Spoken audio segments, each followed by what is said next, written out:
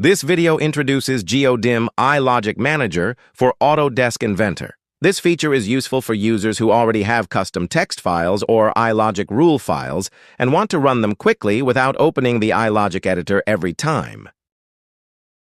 Select the GeoDim tab and then click the iLogic button.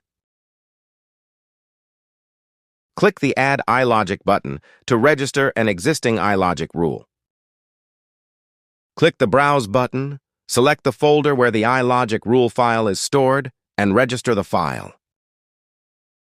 Select and register an icon file.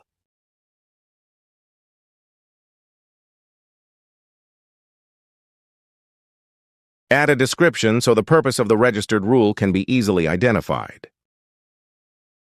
After entering the button name, iLogic file, icon file, and description, click the Add button.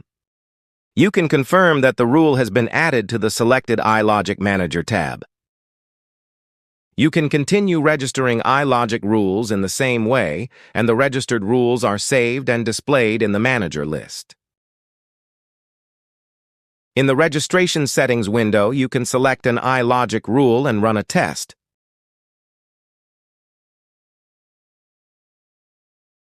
If no icon file is added, the rule is registered with the default icon.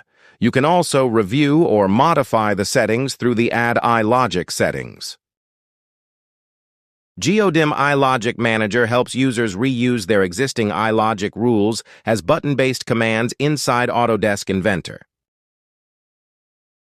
Instead of manually searching for external iLogic files every time, users can register frequently used rules once and run them whenever needed.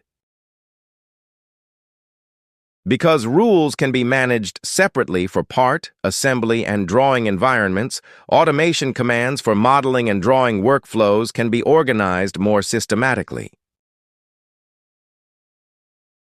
This helps reduce repetitive setup tasks and manual execution steps, allowing designers to focus more on actual design and review work.